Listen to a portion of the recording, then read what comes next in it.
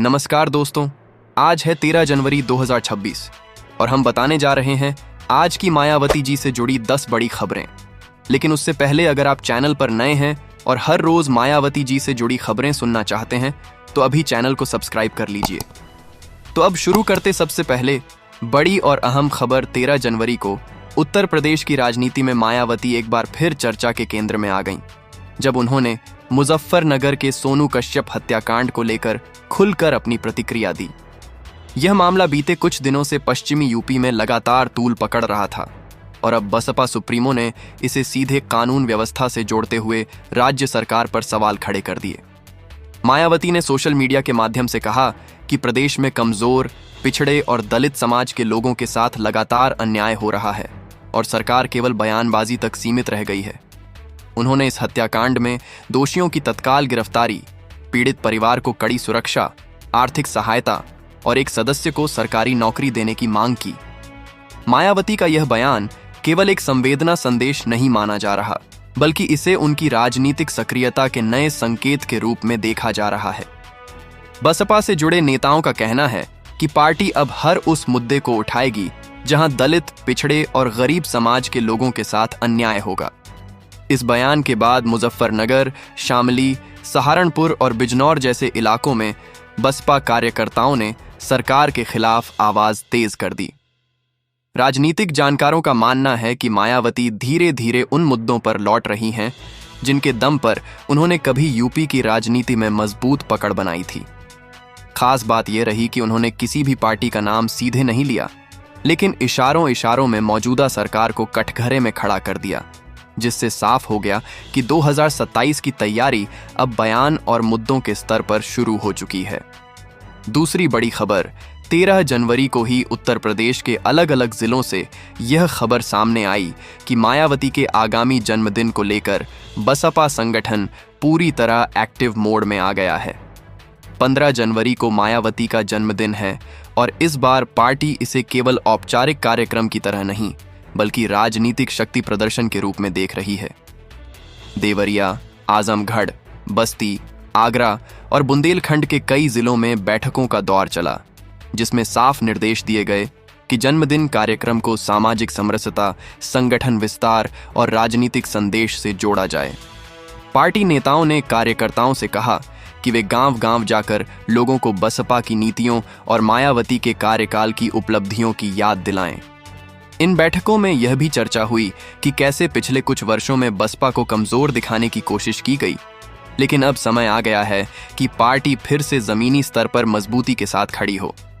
मायावती के जन्मदिन को लेकर यह रणनीति इसलिए भी अहम मानी जा रही है क्योंकि यह कार्यक्रम विधानसभा चुनाव से करीब 1.5 साल पहले हो रहा है। राजनीतिक विशेषज्ञों के मुताबिक बसपा इस मौके को यह दिखाने के लिए इस्तेमाल करना चाहती है कि पार्टी न केवल जिंदा है बल्कि संगठनात्मक रूप से दोबारा खड़ी हो रही है। जन्मदिन के बहाने दलित, पिछड़े और अल्पसंख्यक समाज को यह संदेश देने की कोशिश की जा रही है कि मायावती अब भी उनकी सबसे मजबूत राजनीतिक आवाज है। तीसरी बड़ी खबर, 13 जनवरी की एक और अहम खबर बसपा के उस अभियान से जुड़ी रही जिसे मायावती के निर्देश पर पूरे प्रदेश में तेज किया गया है। यह अभियान वोटर लिस्ट से नाम कटने और नए मतदाताओं को जोड़ने से संबंधित है।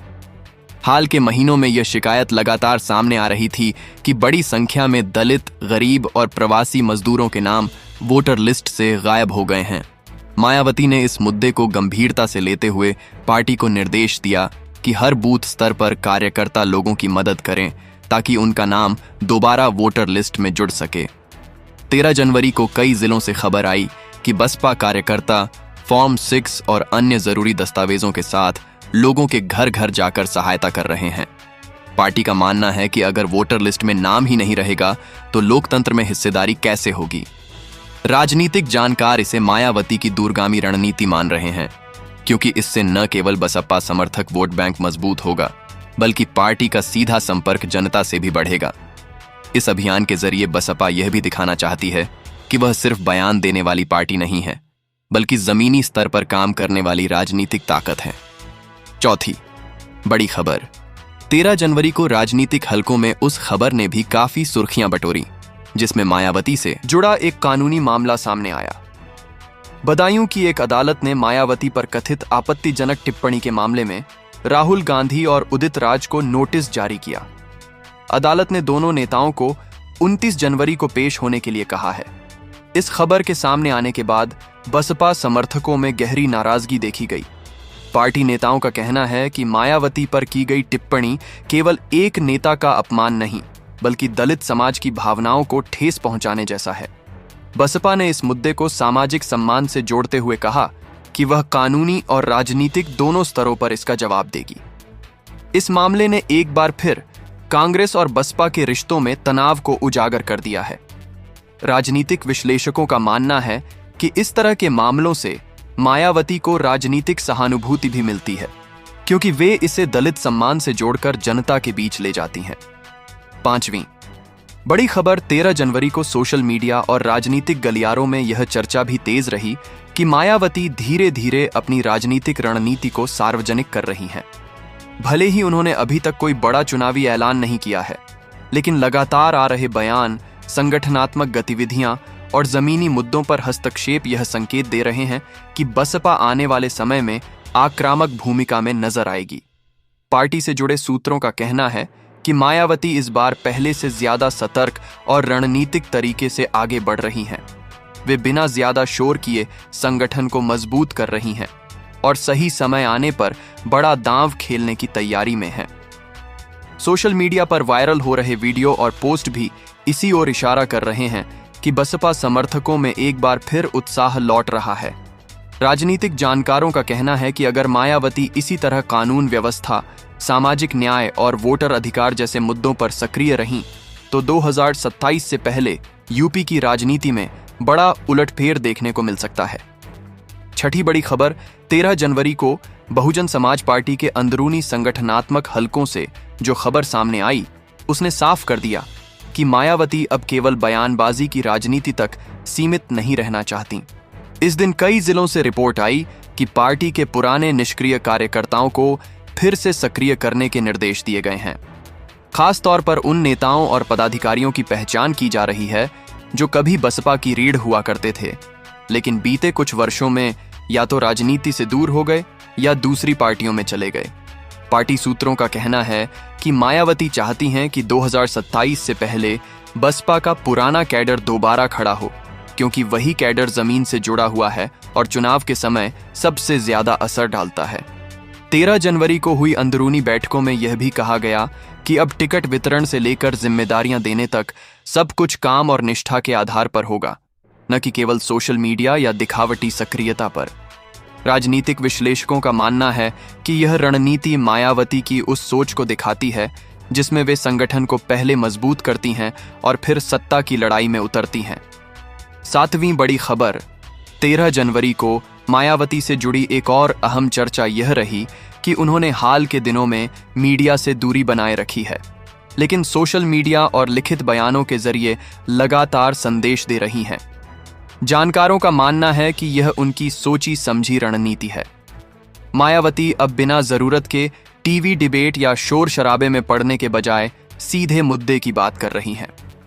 सोनू कश्यप हत्याकांड, कानून व्यवस्था, दलित उत्पीड़न और वोटर लिस्ट जैसे मुद्दों पर उनके छोटे लेकिन तीखे बयान चर्चा का विषय बने हुए हैं। 13 जनवरी को भी राजनीतिक गलियारों में यह चर्चा रही कि मायावती अब कम बोलो, सटीक बोलो की नीति पर चल रही है। इससे उनके समर्थकों में यह संदेश जा रहा है कि वे गंभीर राजनीति कर रही हैं, न कि केवल बयानबाजी। यही वजह है कि भले ही वे हर दिन कैमरे के सामने न दिखें, लेकिन उनका नाम और मुद्दे लगातार चर्चा में बने हुए हैं। 8वीं बड़ी खबर 13 जनवरी को बसपा के अल्पसंख्यक मोर्चे से जुड़ी गतिविधियों ने भी राजनीतिक संकेत दिए। पार्टी से जुड़े सूत्रों के मुताबिक पश्चिमी यूपी और अवध क्षेत्र में अल्पसंख्यक समाज के बीच संवाद बढ़ाने के निर्देश दिए गए हैं।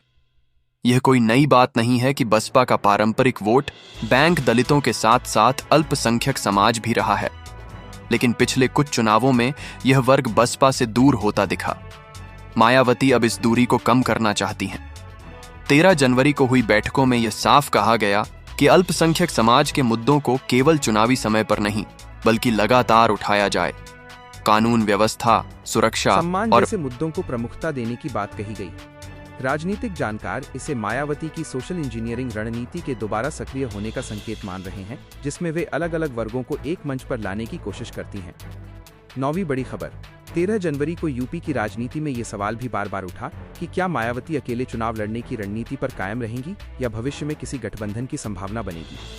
हालांकि इस पर मायावती या बसपा की ओर से कोई आधिकारिक बयान नहीं आया, लेकिन पार्टी सूत्रों का कहना है कि फिलहाल अकेले चलो की नीति ही प्राथमिकता है। मायावती का मानना है कि गठबंधन अक्सर बसपा को नुकसान पहुंचाते हैं, क्योंकि इससे पार्टी की स्वतंत्र पहचान कमजोर होती है। 13 जनवरी को इसी सोच के तहत ये चर्चा भी रही कि बसपा पहले संगठन और वोट बैंक को मजबूत करेगी, उसके बाद ही किसी राजनीतिक समीकरण पर विचार होगा। राजनीतिक विश्लेषकों का मानना है कि यह रणनीति मायावती की पुरानी शैली से मेल खाती है, जिसमें वे अंतिम समय तक अपने पत्ते नहीं खोलती। 10वीं बड़ी खबर। 13 जनवरी की आखिरी लेकिन बेहद अहम खबर ये रही कि बसपा समर्थकों और कार्यकर्ताओं में मायावती को लेकर जोश धीरे धीरे लौटता दिख रहा है। सोशल मीडिया, व्हाट्सएप ग्रुप और जमीनी बैठकों में ये चर्चा आम रही कि मायावती एक बार फिर सक्रिय हो रही हैं। समर्थकों का कहना है कि पिछले कुछ वर्षों में पार्टी भले ही कमजोर दिखी हो, लेकिन मायावती की राजनीतिक समझ और अनुभव अब भी बाकी नेताओं से अलग है। 13 जनवरी को सामने आए तमाम संकेत, चाहे वो कानून व्यवस्था पर बयान हो, संगठनात्मक गतिविधियां हों या जन्मदिन की तैयारियां, ये सब मिलकर ये संदेश दे रहे हैं कि बसपा खुद को राजनीतिक रूप से दोबारा स्थापित करने की कोशिश में है। जानकारों का मानना है कि अगर मायावती इसी तरह मुद्दों पर केंद्रित राजनीति करती रही, तो आने वाले महीनों में यूपी की सियासत में उनका असर और ज्यादा साफ दिखाई